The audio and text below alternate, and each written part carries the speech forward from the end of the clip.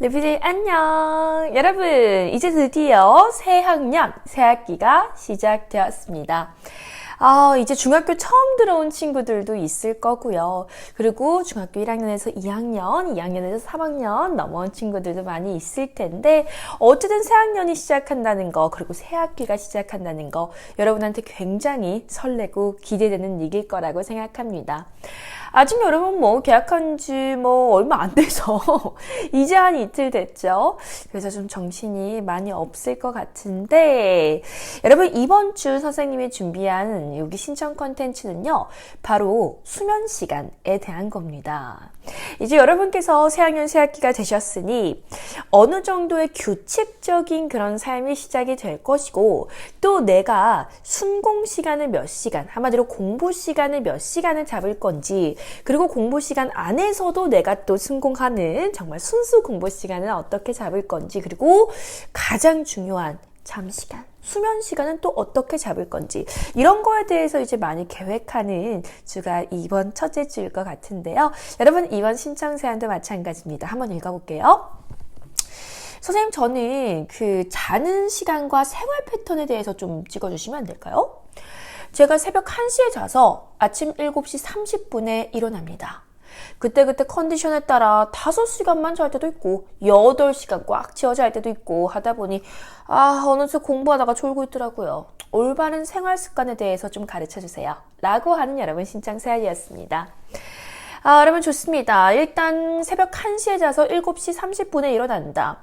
6시간 30분 정도 자는 거기 때문에 사실 그렇게 별로 안 자는 거는 아니고 그냥 대부분 이때쯤 자지 않나요? 1시에 자서 7시 반에 일어나고 딱히 7시 반에 일어난다라고 하는 거는 모닝 스터디, 아침 스터디도 안 하는 것 같고 그리고 1시에 잔다라고 하는 거 물론 더 일찍 자면 좋기야 하겠지만은 우리 보통 1시쯤 자잖아요. 그래서 크게 문제가 있는 것 같지는 않아. 그런데 문제는 사실 사연은 조금 짧긴 하지만 이 친구가 좀 길게 적어주긴 했었는데 그러니까 내가 오늘 되게 컨디션이 좋은 날이 있잖아.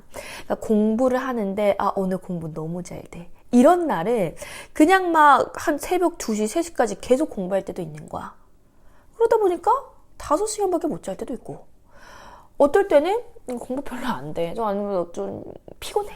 컨디션이 안 좋아. 이러다 보면 8시간 잘 때도 있고 이렇게 약간 생활의 리듬이 들쑥날쑥 하다 보니까 공부하다가 졸게 된다. 라고 하는 게 이제 사실은 문제점이었습니다. 여러분, 스터디 플래너에 관련된 영상을 선생님이 이미 작년에 찍어 놓은 게 있는데 한번 선생님이 유튜브 채널 들어오셔서 스터디 플래너 작성하는 방법에 대해서 혹시 안 보신 친구들은 좀 미리 보고 왔으면 좋겠어요. 왜 이 얘기를 하냐면 어쨌든 스터디 플래너를 짠다라고 하는 거는 내가 규칙적으로 어떠한 공부를 할 것이고 또 어떠한 규칙에 맞춰서 나의 생활 리듬을 적용할 것인지 넣을 것인지가 사실 결정이 되는 거잖아요. 여러분 꼭 계획적으로 수면 패턴도 유지를 하셔야 됩니다. 내가 오늘은 공부가 잘 되는 날이야. 그러니까 오늘은 공부 더 많이 하다가 한 5시간만 자고 오늘은 내가 공부가 안 되는 얘기야. 안 되는 날이야. 그래서 빨리 자가지고 늦게까지 한 8시간 자고 여러분 이게 건강에는 어떨 것 같아요? 아니 집중력 공부 이런 거 떠나서 일단 건강부터 한번 얘기를 해보자고. 건강에는 어떨 것 같아? 괜찮을 것 같아? 아무 문제 없을 것 같아? 절대 그렇지 않습니다. 여러분 잠을 6시간 자는 사람 그리고 8시간을 자는 사람이 있다고 보자. 근데 그 6시간을 자는 사람이 항상 12시부터 6시까지 항상 그렇게 잔다고 해봐. 그리고 8시간 자는 사람이 어떨 때는 그냥 11시에 자가지고 7시에 일어나고 어떨 때는 그냥 2시에 자가지고 9시에 일어나고 이런 식으로 불규칙적으로 잔다고 해보자. 그러면 누구의 건강이 더 좋을 것 같아? 그리고 그날의 컨디션이 누가 더 좋을 것 같아? 전자입니다. 12시에 자서 6시에 일어난 사람이 더 컨디션이 좋아요. 왜 그럴까? 여러분 우리 몸에는요 생체 시계라고 하는 게 있어. 진짜 바이오 클락이라고 실제로 영어에서도 얘기를 하거든. 이제 바이오 리듬이라고 하는 말은 들어봤죠. 그러니까 바이오가 들어가면 다 우리의 이제 생물학적인 그런 특성과 좀 관련이 있는 것인데, 우리 몸도요, 어떠한 정말 딱 리듬이라고 하는 게 만들어지면요, 그때 항상 잠이 오고, 그때 항상 잠이 깨고, 이 클럭, 시계가 만들어집니다. 그래서 내가 6시간을 잔다고 할지라도 6시간이면 너무 조금 아닌가라고 생각이 들 수 있지만, 중학교 학생 같은 경우는 보통 6시간 정도 자는 경우 많거든요. 뭐 더 많이 자는 경우도 많이 있지만은, 그러면 좀 공부를 다 할 수 있을지 그거는 어쨌든 잘 모르겠어. 선생님의 권장 수면 시간은 어쨌든 6시간 정도이긴 한데, 6시간에서 뭐 7시간 사이 정도. 근데 어쨌든 여러분, 그 수면 시간이 정확하게 몇 시부터 몇 시까지 딱 정해져 있으면요, 내가 그렇게까지 많이 자지 않더라도 그 정도 수면만 취하셔도요, 안 졸립니다. 근데 아무리 많이 잔다고 할지라도 내가 자는 시간, 취침 시각과 그리고 일어나는 시간, 기상 시각이 들쑥날쑥 하면요, 몸에 훨씬 더 부담이 돼요. 무리가 된단 말이야. 바이오 리듬이 딱 맞춰져 있어. 바이오 클락이 딱 맞춰져 있어. 그런데 그대로 가는 것이 아니라, 어떨 때는 이때 일어났다가, 어떨 때는 이때 일어났다가, 어떨 때는 이때 일어났다가, 그러면요, 내 몸이 어디에 장단을 맞춰야 될지 모르는 거야. 그러니까 나는 많이 잔다고 자는데도 계속 이 수면 부족과 피로가 자꾸만 누적이 되는 거야. 그러면 어떠한 일이 발생하는가?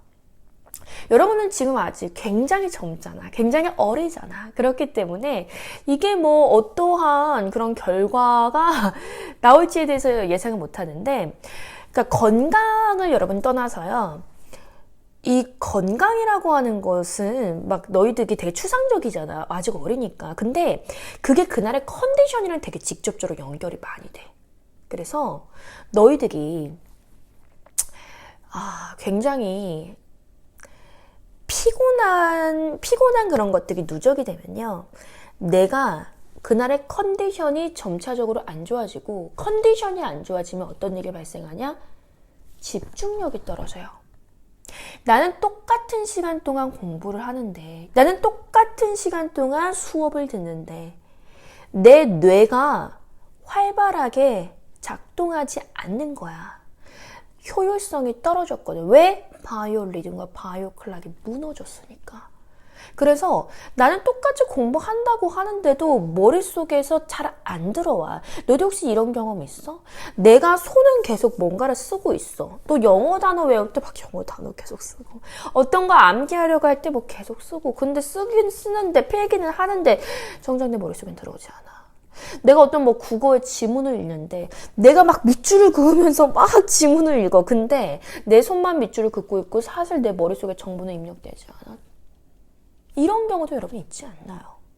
영어 지문을 읽어. 눈은 계속 보고 막 이렇게 막 직독직해 하는데 사실 무슨 내용인지 하나도 모르겠어. 왜? 어휘를 몰라서가 아니라 집중이 안 돼서. 그런 경우, 여러분 그런 경험 해본 적 없으신가요? 없다면 다행인데. 이 모든 것들이 결국에는요, 뇌를 효율적으로 쓰지 못하게 하는, 그것을 방해하는 이 바이오 리듬, 바이오 클락의 문제일 수 있다라고 하는 겁니다. 그래서 이 사람도 마찬가지로 이제 자는 시간, 뭐 생활 패턴 이런 거에 대해서 지금 질문을 해줬는데요. 굉장히 질문 잘 한 거고, 여러분 이제 올바른 생활 습관이라고 하는 것이 진짜 별게 없어. 우리 몸은요, 생각보다 규칙성에 굉장히 예민합니다. 규칙적인 생활의 리듬을 계속해서 고수하시고 유지하시면요, 내가 컨디션이 들쑥날쑥 널뛰게 할 일이 없어. 시험 기간에 항상 아픈 친구들 있죠. 그러니까 이제 중학교 뭐 1학년 된 친구들은 모를 텐데, 뭐 이제 2학년 된 친구들도 모를 수도 있는데, 꼭 중간고사, 기말고사 그 시험 기간만 되면요, 몸살 나는 친구들이 있어. 아픈 친구들이 있어. 사실 선생님도 중학교 때 그러긴 했었었는데. 어쨌든 여러분, 그렇게 시험 기간만 되면 몸이 아픈 친구들이 있거든. 근데 그거 자기한테 되게 손해잖아. 시험 기간은요, 정말 전력 질주를 해서 달려가야 되는데, 내가 몸이 아프면요, 내가 공부를 할 수가 없어. 뭐 안 할 수는 없으니까 하기는 하는데, 이 집중력이 떨어지고 효율성이 굉장히 떨어진단 말이야. 막 머리도 아프고, 막 열도 나고, 막 이러면요.